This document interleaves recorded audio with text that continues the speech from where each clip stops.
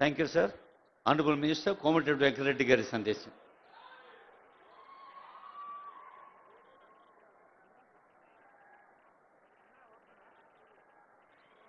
గౌరవ ముఖ్యమంత్రి వర్యులు, మన ప్రియతమ నాయకులు రేవంత్ రెడ్డి గారికి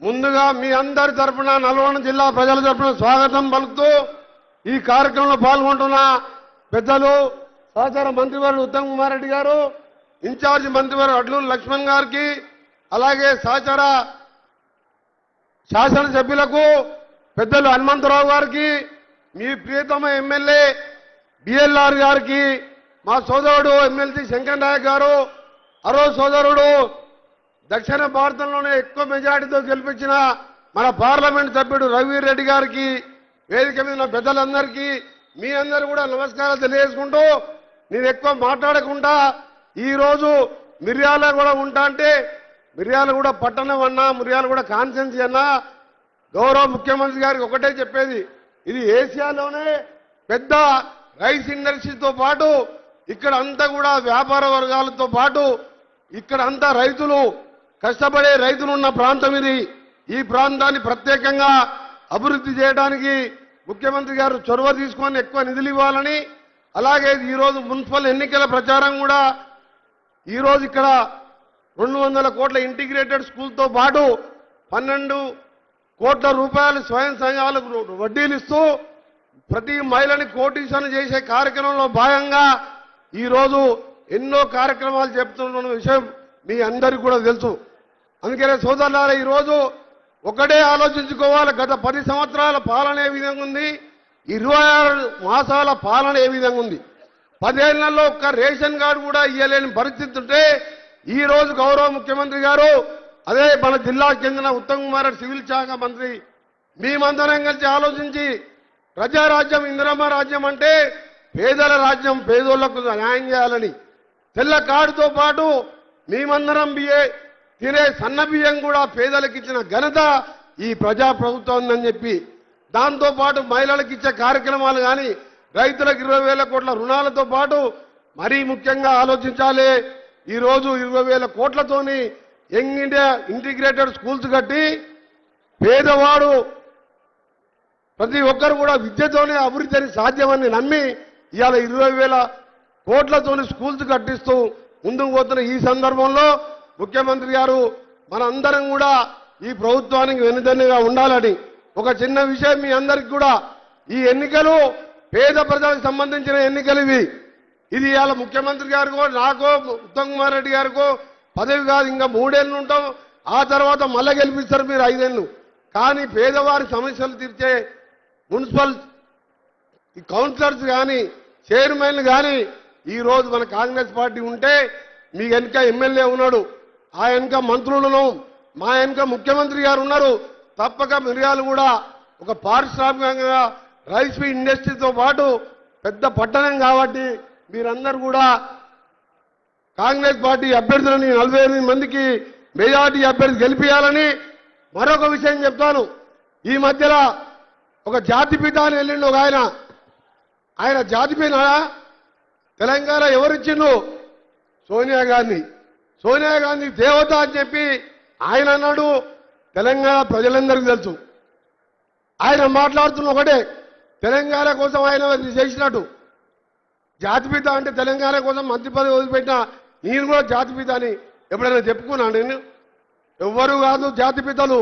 సోనియా గాంధీ తెలంగాణ దేవత అయితే 1100 మంది అమరులు, శ్రీకాంతాచారి నల్గొండ ముద్దుబిడ్డ, కానిస్టేబుల్ కృష్ణయ్య, ఇషాన్ రెడ్డి, యాదయ్య 1100 మంది ఇలా స్వర్గంలో ఉండి వాళ్ళు సాధించిన తెలంగాణ 4 కోట్ల ప్రజలు. ఆయన జాతిపిత అంట, దాంతో ఆయన ఏదో సెంటిమెంట్గా మాట్లాడుతున్నాడు. ఎవ్వరు జాతిపిత కాదు. సోనియా గాంధీ తెలంగాణ ఇచ్చిన దేవత. కాంగ్రెస్ పార్టీ చిరస్థాయిగా 20 సంవత్సరాలు ఇంకా కూడా మనమే కాంగ్రెస్ పార్టీ అధికారంలో ఉంటాం. మన సమస్యలన్నీ కూడా పరిష్కరించుకుందాం. ఉమ్మడి నల్గొండ జిల్లాలో 18 స్థానాలు గెలిపించి ముఖ్యమంత్రిగా భగవంతుగా ఇస్తామని మొట్టమొదటి పర్యటన మన జిల్లాకే వచ్చినందుకు వారికి ధన్యవాదాలు తెలియజేసుకుంటూ సెలవు తీసుకుంటున్నా. అందరికీ నమస్కారం. Thank you sir. గౌరవ మంత్రివర్యులు ఉత్తమ్ కుమార్ రెడ్డి గారి సందేశం కోసం.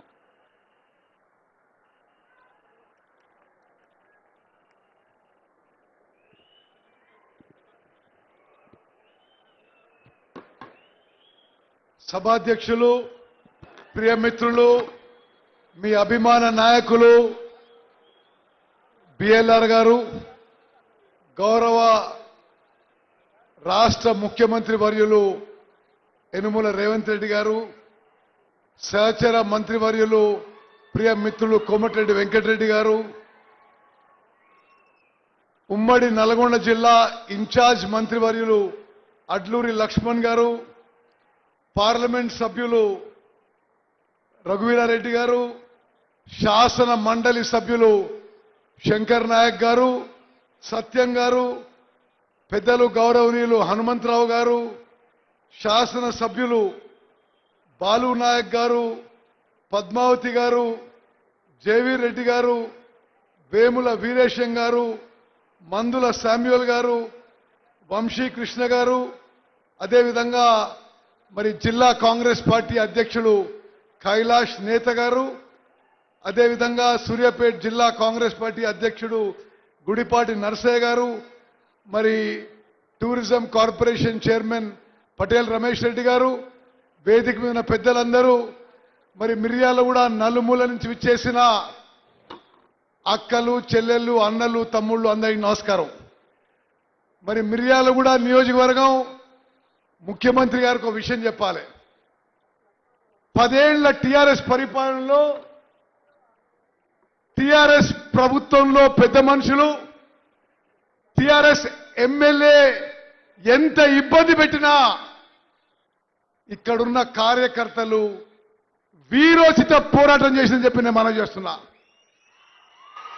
ఆనాడు ఎమ్మెల్యే 10 ఏళ్ల పాటు టీఆర్ఎస్ ప్రభుత్వంలో అనేక అక్రమ పోలీసు కేసులు పెట్టి కాంగ్రెస్ కార్యకర్తలని అనేక వేధింపు చర్యలకు గురి చేసిన మిర్యాలగూడ నియోజకవర్గం కాంగ్రెస్ కంచుకోటగా నిలబడ్డదని చెప్పి మీ అందరికీ నేను సల్యూట్ చేస్తానని చెప్పి నేను మనవి చేస్తున్నా. నా అక్కలు, చెల్లెళ్ళు, అన్నలు, తమ్ముళ్ళు నేను మర్చిపోను. ఆనాడు శాసనసభ ఎన్నికల్లో ఈ నియోజకవర్గంలో 40,000 ఓట్ల మెజారిటీ వస్తే కేవలం 3 నెలల తర్వాత పార్లమెంట్ ఎన్నికల్లో నేను మీ అభ్యర్థిగా నిలబడ్డప్పుడు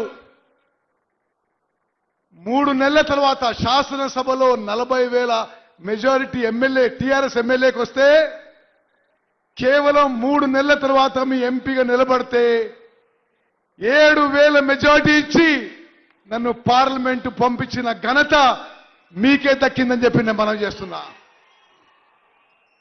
ముఖ్యమంత్రి గారు మాట్లాడలేదు కాబట్టి నేను క్లుప్తంగా కొన్ని ముఖ్యమైన విషయాలు చెప్పి ముగిస్తాను. అక్కలు, చెల్లెళ్ళు, అన్నళ్ళు, తమ్ముళ్ళు మీరు గుర్తుపెట్టుకోవాలి. స్వతంత్ర భారతదేశ చరిత్రలో